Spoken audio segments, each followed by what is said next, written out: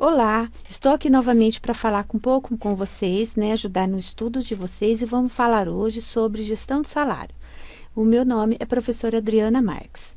O que é salário? Bom, salário é uma medida quantitativa, associada aí aos benefícios e ao fator de motivação do seu comportamento. E para quem recebe? O reconhecimento da organização por seu desempenho, por sua produtividade, o seu status, juntos aos pares e à sociedade, para se ter aí uma qualidade de vida. Então, a gente tem aqui três situações. Quando existe aí um sentimento de desigualdade, que é fazer mais e receber menos, de igualdade, que é fazer o mesmo e receber o mesmo, e temos também ali de desigualdade no sentido de fazer menos e receber mais. Então, quanto maior a disparidade entre minha relação investimento-resultado, é a relação comparativa com investimento-resultado para a pessoa, maior a motivação para reduzir, então, essa desigualdade. Então, a percepção da equidade pelos funcionários é atingida quando a remuneração recebida é igual ao valor do trabalho realizado. Então, as políticas de remuneração são equitativas internamente quando os funcionários consideram que seus salários são justos. Então, qual é a busca de salário com equidade interna e externa? Ela precisa ser seguida alguns passos. Vamos lá. Conduzir uma pesquisa salarial, determinar o valor de cada cargo, agrupar cargos similares e faixas salariais, determinar o valor de cada faixa e desenvolver a amplitude desses valores. E três tipos de decisões, então, são cruciais para conceber um plano salarial. Seria o próprio nível do salário, a estrutura do salário e o salário individual.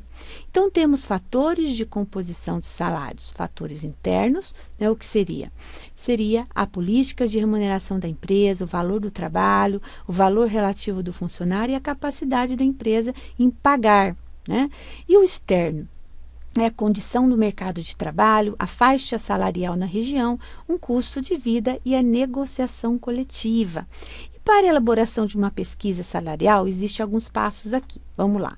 Planejamento, seleção dos cargos a ser pesquisado, a própria execução, toda a parte de coleta de dados, tabulação e análise dos resultados e o relatório, então, feito a todos os participantes. Então, o que seria a política salarial?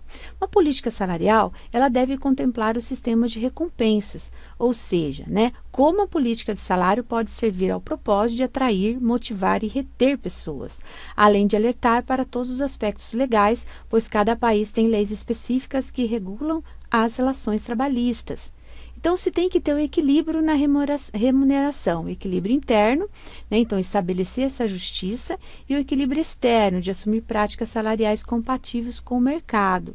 Aí a gente tem aqui uma amplitude na escolha do universo dos cargos, com as suas vantagens e as suas desvantagens, e depois também os cargos de algumas áreas das organizações, mesmo assim mensurando as suas vantagens e as suas desvantagens, que depois gostaria que vocês dessem uma lida nesse slide. Temos também aqui os cargos de algumas áreas da organização apontando as vantagens e desvantagens, cargos de alguns grupos ocupacionais e parecendo por último aqui o cargo chaves, quando você escolhe para fazer, então, essa pesquisa, os cargos chaves da organização apontando vantagens aí e as desvantagens. Então, qual seria o próximo passo? A política de remuneração estratégica, metas importantes, estabelecer metas que têm que ser compreendidas como metas realizáveis para recompensar o desempenho dos funcionários, permanecer competitivo no mercado, manter a equidade de salário entre os funcionários, associar o futuro desempenho dos funcionários com as metas da empresa, controlar o orçamento destinado à remuneração, atrair novos funcionários e reduzir a rotatividade, que gera custos. E para isso a gente tem mecanismo de progressão salarial, que podemos pensar numa progressão vertical, que é uma promoção, quando você aumenta aí o nível hierárquico, e também a progressão horizontal, que é por mérito, de acordo com o desempenho do profissional no cargo. O que seria, então, uma remuneração fixa? Remuneração fixa corresponde ao salário base de cada colaborador pago em dinheiro pela empresa, E tem aí critérios que a gente pode desenvolver para se aplicar uma remuneração fixa por cargo. Então, vamos lá. tem que ter um alinhamento do esforço individual com as diretrizes organizacionais, que está contida na descrição e na análise de cargo, né? E posterior sendo realizada a avaliação de desempenho, orientado então para o processo e para os resultados, favorecimento de práticas participativas, desenvolvimento contínuo então do indivíduo. Temos também alguns critérios para desenvolver um sistema de remuneração por habilidade. Isso aí, a habilidade. Necessidades estratégicas da organização e da equipe de trabalho no que diz respeito ao nível de capacitação dos colaboradores, né? E também esforço do próprio profissional em adquirir essas novas habilidades, né? Para execução de suas responsabilidades. Então, habilita aqui, né, a pessoa, aquela função, cada vez assumindo cargos de maior responsabilidade, que necessita de novas habilidades. Então, a habilidade foca a pessoa e não o cargo, ok? Bom, e a vinculação então entre a progressão salarial e as promoções? Primeiro, né, pela necessidade de estratégia da organização e das equipes de trabalho, e segundo, então, pelo esforço do profissional, exatamente juntando aqui a via de mão dupla, né? E o pagamento pelo desempenho versus a equidade, ele pode atrair aí, né, oferecer para a empresa de pontos positivos, a alavancagem, né, que é a proporção entre o pagamento variável e a base salarial, o risco, que corre a probabilidade do empregado obter um pagamento compatível com seu esforço, o que é positivo, e a justiça, então, nos procedimentos que se refere à equidade do processo. Então, isso é o retorno positivo.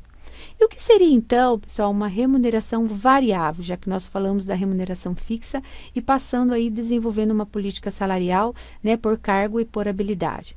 A remuneração fixa, então, né, quando você consegue fazer sua política voltada para busca de um desempenho que seja por metas, né, é exatamente fazer com que essa remuneração possa ser conceituada como incentivo relacionado ao alcance de resultados em um determinado período. Sua essência está relacionada à capacidade de alinhar e convergir esforços para melhorar o desempenho da empresa, né? E a remuneração variável, ela tem dois focos. Tem um curto prazo, né, por exemplo, como eu falei, o PLR, isso eu falei em aula, bônus executivo, né? E tem também remuneração variável ao longo prazo, que a gente pode citar aqui as próprias ações, né, que traz esse modelo. E quais objetivos almejados pelas empresas quanto à remuneração variável?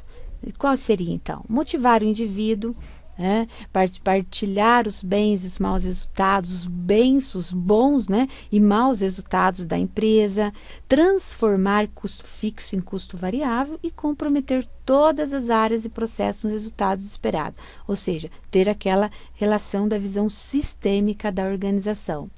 Aí a gente já passa aqui para os benefícios que vai compor esse processo de salário, né? Ou remuneração indireta que nós chamamos, que atualmente representa diferenciais para as empresas, tem um impacto, né, sobre a imagem da empresa na comunidade, está também na própria consolidação das leis do trabalho na CLT, né, como, por exemplo, alimentação, habitação, vestuário e outros.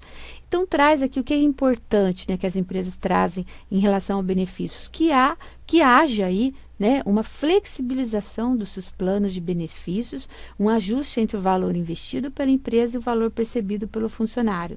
Então, o objetivo é melhor gerenciamento de seus custos com os benefícios e atender melhor às expectativas dos funcionários, né? Então, essa contribuição sobre esse tema, espero que colabore nos estudos de vocês e até mais. Muito obrigada.